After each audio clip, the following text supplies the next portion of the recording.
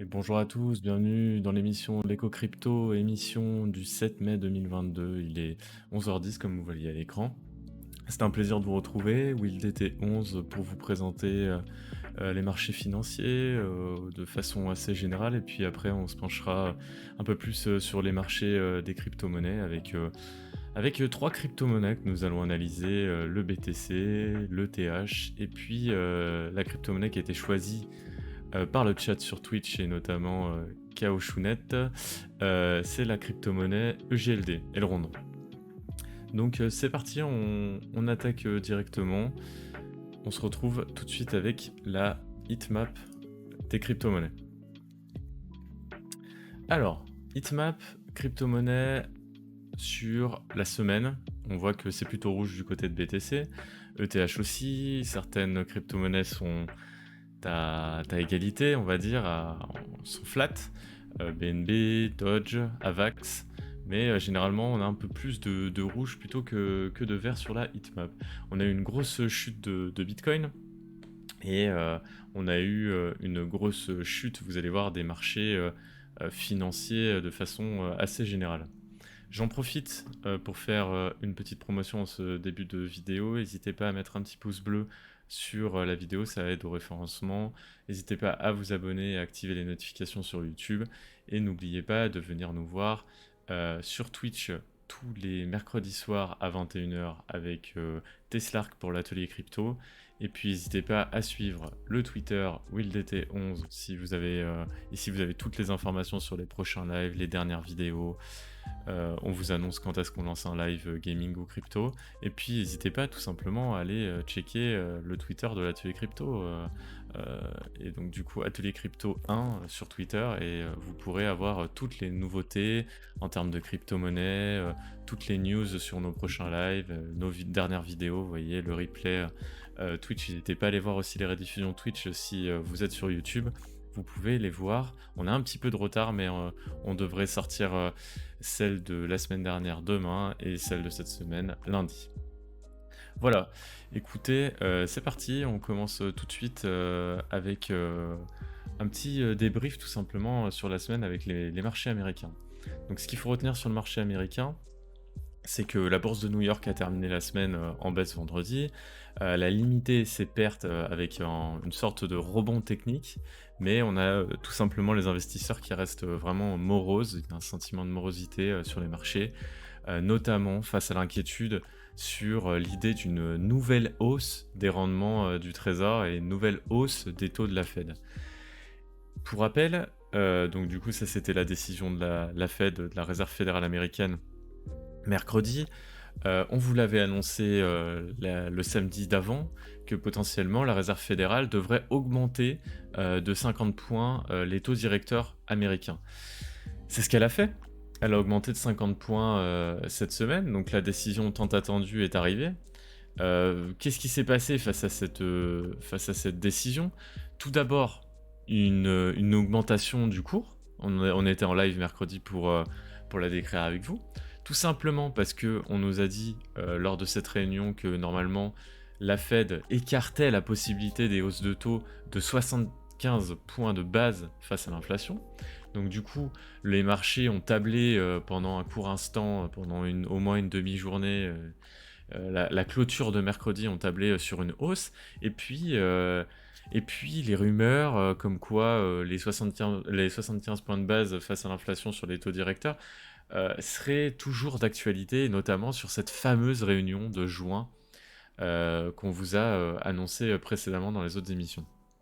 Donc réunion de juin qui devrait potentiellement être décisive à la fois sur les marchés américains et à la fois des décisions à venir en juin sur les marchés européens. On reviendra dessus juste après. Donc voilà, le Dow Jones, si on parle de chiffres, il perd 0,30, le Nasdaq perd 1,40 et le S&P 500 concède encore 0,57%, alors qu'on était déjà sur un mois historique de baisse. Les indices sont approchés de seuils techniques, ce qui a permis vraiment ce rebond. Par contre, le marché est porté à 95% par les taux d'intérêt long terme à l'heure actuelle. C'est ce qu'on nous dit en tout cas. Donc sur le marché obligataire, des obligations, les taux ont poursuivi leur ascension avec l'appui de la Fed.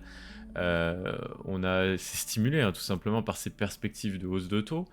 Les taux atteignent actuellement, enfin les taux directeurs pardon, de la Fed pourraient atteindre jusqu'à 3% en fin d'année, donc du coup ça augmente forcément le marché obligataire. Et actuellement, les emprunts obligataires américains à 10 ans ont augmenté jusqu'à 3,14%, non loin des 3,26% qui constituent le plus haut de ces 11 dernières années. Et on vous avait dit la semaine dernière, il me semble, de tête, qu'on était déjà à 2,70, quelque chose comme ça. Donc vous voyez les taux, comment ils augmentent sur le marché obligataire. Voilà.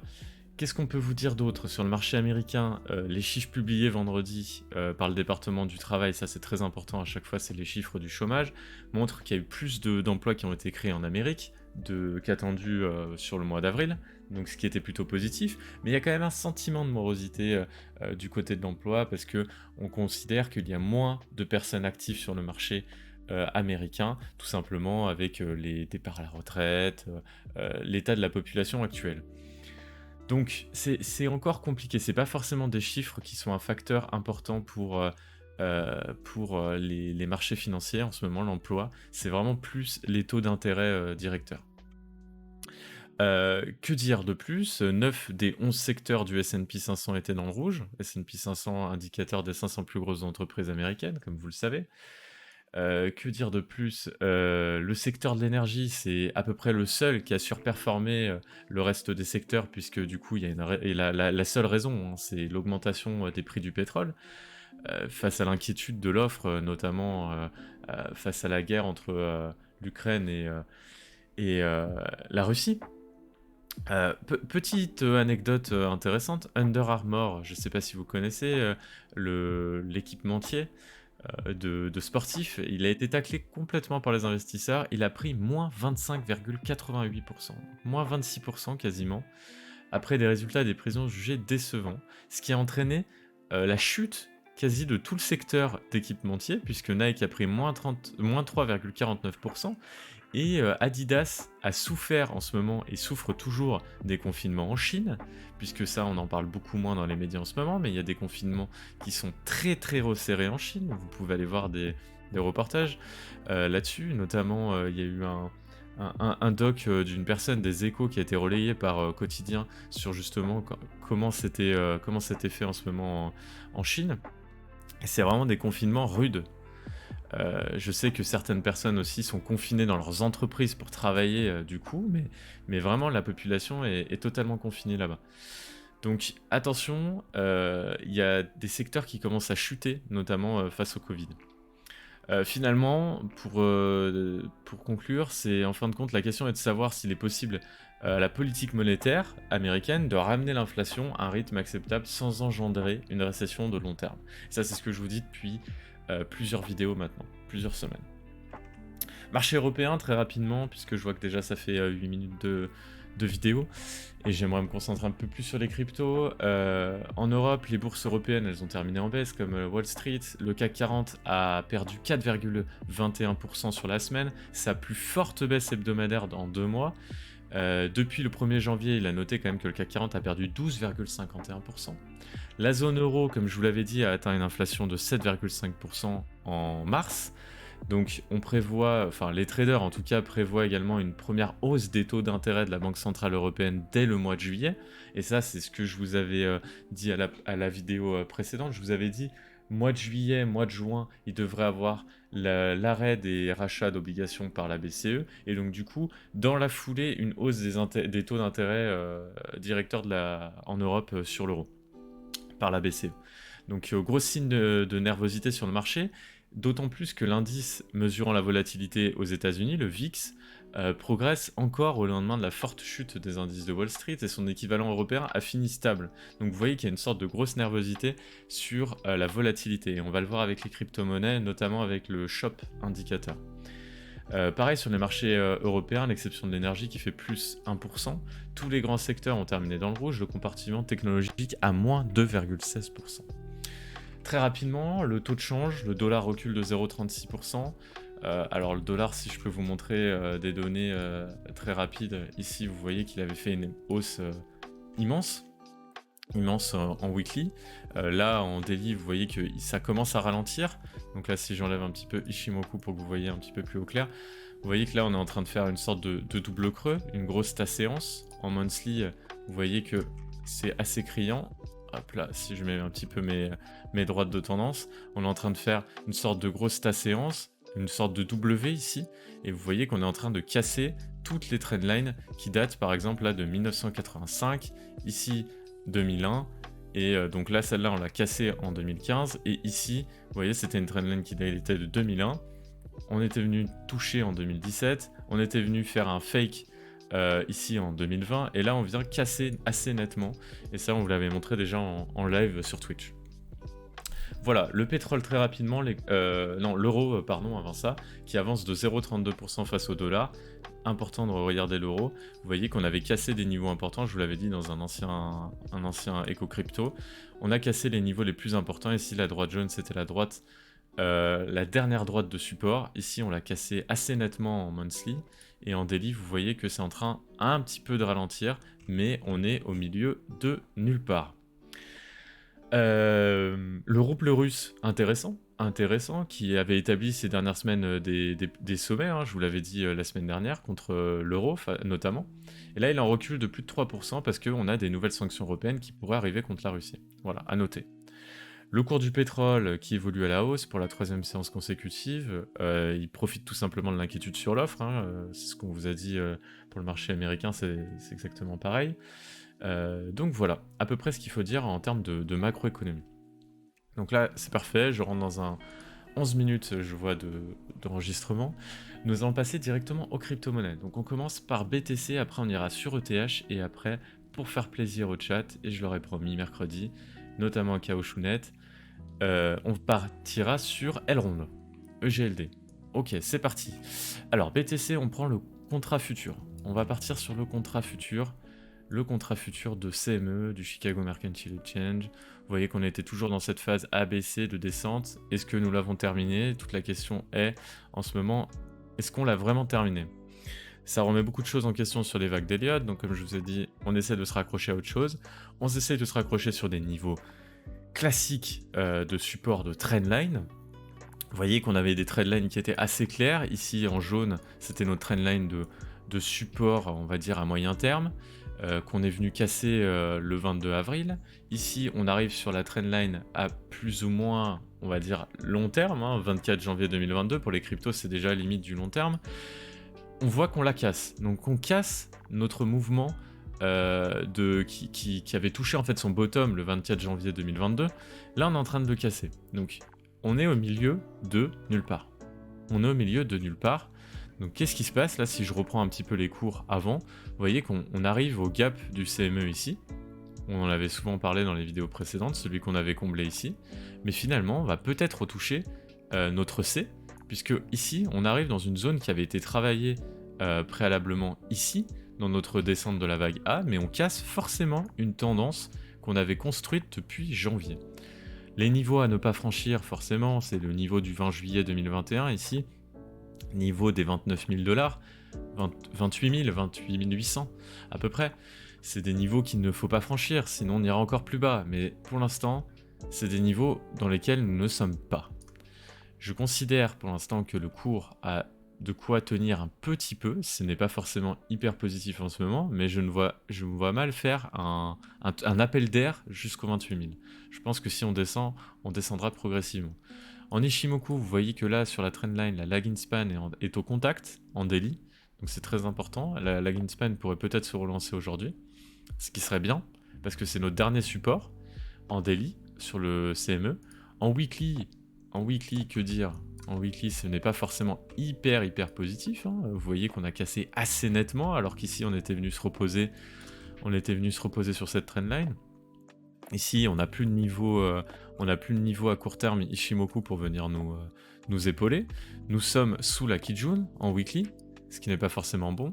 Et en monthly, si j'enlève, hop là, si j'enlève mes dessins, je vous avais parlé, on va revenir peut-être sur le BTC, tout simplement, le BTC classique ici.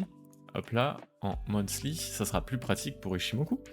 En monthly, je vous avais parlé d'un niveau très important, et ça sera le titre de cette vidéo, je pense. Le niveau très important, c'est la Kijun. La Kijun, c'est la droite rouge, ici en Ishimoku. Ce niveau, dès que nous le passons et nous clôturons en mensuel, ici nous avons clôturé au-dessus, si nous clôturons en mensuel en dessous de cette Kijun, c'est le bear market, les amis. C'est le bear market. Ça a été prouvé à chaque fois. C'est le bear market à chaque fois que nous clôturons en dessous de cette Kijun. Voilà. Donc, que dire? Il faut absolument que ce mois de mai, on dit toujours sell in May and go away, il ne faut pas que ça soit le cas. Si c'est le cas, c'est le bear market et ça s'installe pour quelques mois et quelques années. Donc attention, vraiment attention à ces niveaux. Je vous l'ai dit en live mercredi, il ne faut pas... Je vous ai dit potentiellement on va se faire des frayeurs, on va les mécher, sous cette droite, sous cette Kijun qui est en rebond hein, finalement par rapport aux autres semaines, par rapport aux autres mois. Et voilà, vous avez le niveau des 37 700. Si nous passons ce niveau des 37 700 en mensuel, en clôture mensuelle de mai, c'est terminé. Ok ? C'est terminé en tout cas. La tendance haussière du bull market, les to the moon à 100 000, pour moi, ce sera un signe que nous devons nous replier sur le marché crypto pour un petit moment. Pour l'instant, ce n'est pas le cas. Attention, je n'ai pas dit qu'on était tout de suite en bear market, puisque vous voyez que nous avions déjà méché plusieurs fois ici et nous avions clôturé au-dessus. Donc attention, il faut faire très attention à cette donnée mensuelle.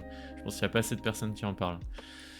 Vous voyez que là, on est toujours dans notre descente de volatilité, donc on est en train de créer un mouvement de baisse. En tout cas, c'est ce qui nous annonçait, c'est un mouvement de baisse hein, depuis que le shop est en train de se décharger. C'est notre indicateur de volatilité. Nous sommes toujours en croisement bearish sur le MACD, donc le sentiment de marché est relativement bearish comme le prix. Et sur ETH, si nous revenons, hop là, tac, sur ETH, en daily, puisque Bitcoin, il n'y a pas grand chose à savoir de plus. Il faut regarder cette clôture mensuelle.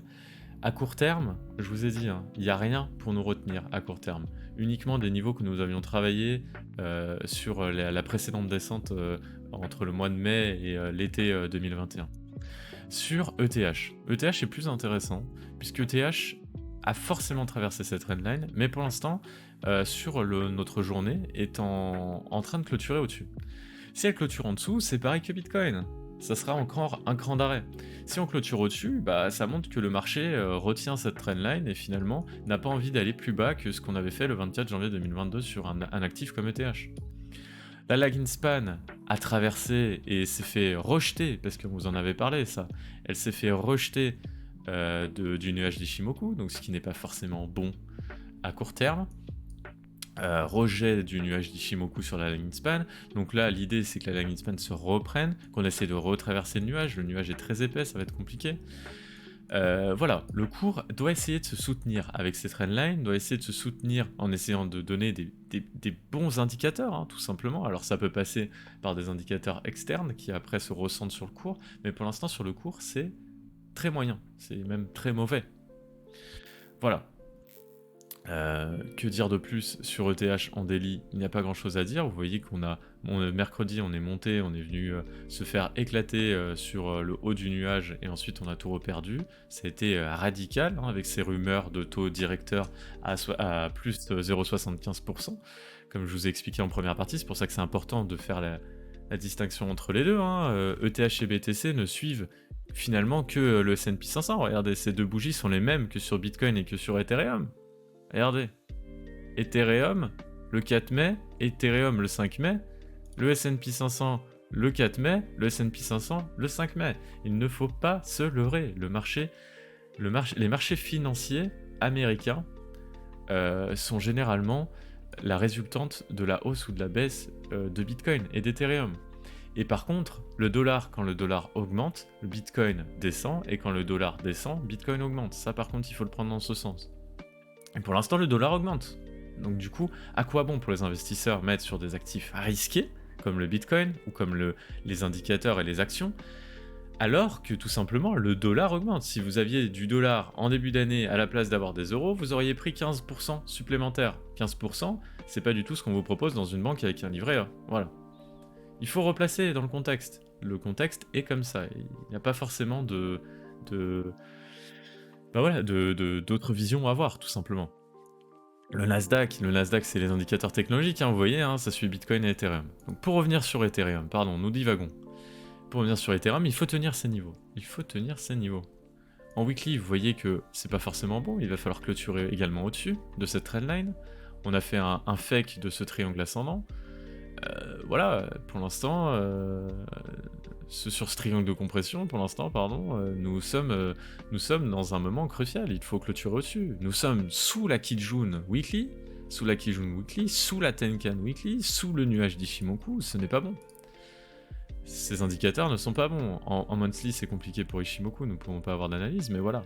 Le MACD est bearish, et sur l'indicateur du shop indicateur, je vais vous remontrer Bitcoin, par exemple, en daily, vous voyez qu'on a fait une forte chute. Donc finalement, cette volatilité est bien présente sur les marchés. Et on est en train de subir les conséquences de cette volatilité, que ce soit sur ETH, BTC, le S&P 500 avec le VIX. Voilà. 21 minutes, je vais m'attarder maintenant sur EGLD pour remplir mon contrat auprès du chat de Twitch. Et vous faire plaisir, bien entendu. EGLD, nous sommes sur des niveaux très importants. EGLD est très intéressant. EGLD est très intéressant. Pourquoi? EGLD, on va reprendre la time frame assez large. Vous voyez, nous étions en données mensuelles ici, dans une sorte de canal. Quelqu'un pourrait voir, voilà, une sorte de canal ascendant ici depuis le 1er mars 2020. Canal ascendant que nous sommes venus taper par le haut, par le bas, et puis ici le franchissement en décembre 2021. Le franchissement en décembre 2021 quand le marché allait mal, et tout simplement EGLD n'a pas échappé à ce sentiment de marché, est venu casser sa tendance haussière depuis voilà, presque 2 ans. Donc voilà, il casse ce canal haussier. Que se passe-t-il? Quand on casse on va dire une figure importante qui existe là depuis des années, tout simplement le marché doit se remettre de ça. Il doit se remettre de ça. Donc du coup, il doit respirer. Il doit respirer et se mettre à plat. Se latéraliser, comme on dit. Donc là, il y a une latéralisation qui est flagrante, hein. Vous avez ici en violet un rectangle de zone de rechargement institutionnel que je vous donne chaque mercredi sur Twitch pour les actifs que vous voulez. Je vous donne les niveaux généralement que les instituts rachètent sur tel et tel actif. C'est des bons indicateurs, c'est très simple à tracer, mais c'est important. Et vous voyez que c'est des zones qui ont été rachetées à chaque fois. Clôture au-dessus, clôture au-dessus. Et là, il y a une sorte de trading range. C'est ce qu'on vous a dit mercredi. Vous voyez, en données weekly, c'est encore plus flagrant. Hein. Vous voyez qu'on est dans une sorte de trading range entre ces deux bornes rouges qui sont les bornes de la zone de rechargement des instituts. Voilà. Donc ça, c'est ce qu'il faut retenir. Ici, en weekly, on avait eu un... Vous voyez que là, on est en train de toucher le bas de cette zone de rechargement, ce qui est du coup une très bonne zone de rachat à long terme. Après, voilà, je ne suis pas un conseiller en investissement, comme je vous ai dit, mais par contre, je suis d'ailleurs fiscaliste, pas conseiller en investissement, mais là, ce sont des zones qui sont intéressantes pour du long terme si vous croyez en EGLD. Si EGLD, demain, le mec se tire et le projet est pourri, voilà, le marché forcément va vendre. Mais ici, si vous croyez en EGLD, ce sont des bonnes zones de rechargement à long terme. Alors effectivement, nous pouvons aller plus bas, comme sur des actifs, par exemple, je vous prends un exemple d'AAVE, sur des zones de rechargement. Vous voyez, on est allé plus bas. Mais ce sont des zones qui sont à racheter généralement. Donc ce sont des zones, vous voyez, ce carré violet, ce rectangle violet, pardon, ce sont des zones à racheter. Et sur EGLD, tout simplement, on arrive sur le bas de ce rectangle. Donc ce sont les meilleurs prix, finalement. Les meilleurs prix pour du long terme. À court terme, attendez-vous potentiellement à avoir une baisse. À la long terme, potentiellement, vous avez acheté à un bon prix. En tout cas, c'est comme ça que le marché, je pense, le voit, et c'est comme ça que je le vois. Sur peut-être quelque chose de hyper marrant que j'ai vu. On parlait de la Kijun. La Kijun en Ishimoku.